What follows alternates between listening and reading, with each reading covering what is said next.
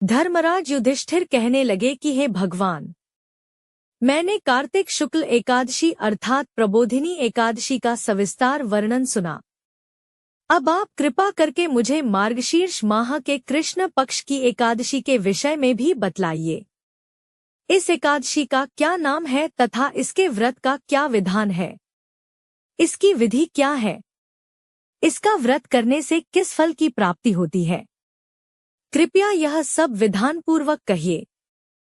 भगवान श्री कृष्ण बोले, मार्गशीर्ष माह के कृष्ण पक्ष में आने वाली इस एकादशी को उत्पन्ना एकादशी कहा जाता है। यह व्रत शंखोद्धार तीर्थ में स्नान करके भगवान के दर्शन करने से जो फल प्राप्त होता है उसके बराबर पुण्य मिलता है। व्रत करने वाले भक्त को चोर, पाखंडी, परस्त्रीगामी, निंदक, मिथ्याभाषी तथा किसी भी प्रकार के पापी से बात नहीं करनी चाहिए। इसका माहात्म्य मैं तुमसे कहता हूँ, ध्यानपूर्वक सुनो।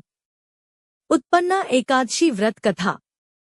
युधिष्ठिर कहने लगे कि हे भगवन, आपने हजारों यज्ञ और लाख गोदान को भी एकादशी व्रत के बराबर नहीं बताया, सो यह तिथि सब तिथियों से उत्तम कैसे हुई, बताइए।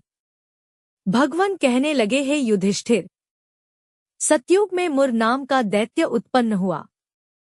वह बड़ा बलवान और भयानक था। उस प्रचंड दैत्य ने इंद्र, आदित्य, वसु, वायु, अग्नि आदि सभी देवताओं को पराजित करके भगा दिया। तब इंद्र सहित सभी देवताओं ने भयभीत होकर भगवान शिव से सारा वृत्तांत कहा और बोले, हे कैलाशपति, मुर दैत्य से भयभीत होकर सब देवता मृत्यु लोक में फिर रहे हैं। तब भगवान शिव ने कहा, हे देवताओं, तीनों लोकों के स्वामी, भक्तों के दो खोण का नाश करने वाले भगवान विष्णु की शरण में जाओ। वे ही तुम्हारे दो खोण को दूर कर सकते हैं। शिवजी के ऐसे वचन सुनकर सभी देवता क्षीर सागर में पहुंचे। वहां भगवान को शयन करते देख हाथ जोड़कर उनकी स्तुति करने लगे कि हे देवताओं द्वारा स्तुति करने योग्य प्रभो, आपको बारंबार नमस्कार है। देवताओं की रक्षा करने वाले मधुसूदन, आपको नमस्कार है। आप हमारी रक्षा करें। दैत्यों से भयभीत होकर हम सब आपकी शरण में आए हैं। आप इस संसार के कर्ता, माता पिता, उत्पत्ति और पालन करता और संहार करने वाले हैं। सबको शांति प्रदान करने वाले हैं। आकाश और पाताल भी आप ही हैं। सबके पितामह ब्रह्मा, सूर्य, चंद्र, अग्नि, सामग्री, होम, आहुति, मंत्र, तंत्र, जप, यजमान, यज्ञ, कर्म, कर्ता, भोक्ता भी आप ही है। आप सर्वव्यापक हैं। आपके सिवा तीनों लोकों में चर तथा अचर कुछ भी नहीं है। हे भगवन, दैत्यों ने हमको जीतकर स्वर्ग से भ्रष्ट कर दिया है और हम सब देवता इधर उधर भागे भागे फिर रहे हैं। आप उन दैत्यों से हम सबकी रक्षा करें। इंद्र के ऐसे वचन सुनकर भगवान विष्णु कहने लगे कि हे इंद्र, ऐसा मायावी दैत्य कौन है जिसने सब देवताओं को जीत लिया है? उसका नाम क्या है? उसमें कितना बल है और किसके आश्रय में है तथा उसका स्थान कहाँ है? यह सब मुझसे कहो। भगवान के ऐसे वचन सुनकर इंद्र बोले, भगवन, प्राचीन समय में एक नाड़ीजंघ नामक राक्षस था। उसके महापराक्रमी और लोकविख्यात मुर नाम का एक पुत्र हुआ। उसकी चंद्रावती नाम की नगरी है। उसी ने सब देवताओं को स्वर्ग से निकालकर वहां अपना अधिकार जमा लिया है। उसने इंद्र, अग्नि, वरुण, यम, वायु, ईश, चंद्रमा, नैऋत आदि सबके स्थान पर अधिकार कर लिया है। सूर्य बनकर स्वयं ही प्रकाश करता है, स्वयं ही मेघ बन बैठा है और सबसे अजय है।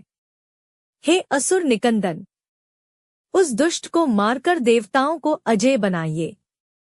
यह वचन सुनकर भगवान ने कहा, है देवताओं, मैं शीघ्र ही उसका संहार करूंगा। तुम चंद्रावती नगरी जाओ।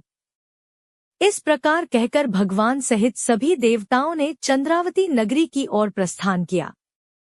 उस समय जब दैत्य मुर सेना सहित युद्ध भूमि में गरज रहा था, उसकी भयानक गर्जना सुनकर सभी देवता भय के मारे चारों दिशाओं में भागने लगे। जब स्वयं भगवान रणभूमि में आए तो दैत्य उन पर भी अस्त्र शस्त्र आयुध लेकर दौड़े। भगवान ने उन्हें सर्प के समान अपने बाणों से बींध डाला। बहुत से दैत्य मारे गए, केवल मुर बचा रहा। वह अविचल भाव से भगवान के साथ युद्ध करता रहा। भगवान जो भी तीक्ष्ण बाण चलाते वह उसके लिए पुष्प सिद्ध होता। उसका शरीर छिन्न भिन्न हो गया, किंतु वह लगातार युद्ध करता रहा। दोनों के बीच मल्लयुद्ध भी हुआ। 10,000 वर्ष तक उनका युद्ध चलता रहा, किंतु मुर नहीं हारा। थककर भगवान बद्रिकाश्रम चले गए। वहां हेमवती नामक सुंदर गुफा थी। उसमें विश्राम करने के लिए भगवान उसके अंदर प्रवेश कर गए। यह गुफा 12 योजन लंबी थी और उसका एक ही द्वार था। विष्णु भगवान वहां योगनिद्रा की गोद में सो गए।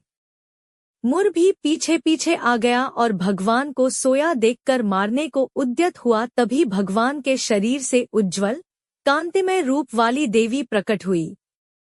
देवी ने राक्षस मुर को ललकारा, युद्ध किया और उसे तत्काल मौत के घाट उतार दिया। श्री हरि जब योगनिद्रा की गोद से उठे तो सब बातों को जानकर उस देवी से कहा कि आपका जन्म एकादशी के दिन हुआ है, अतः आप उत्पन्ना एकादशी के नाम से पूजित होंगी।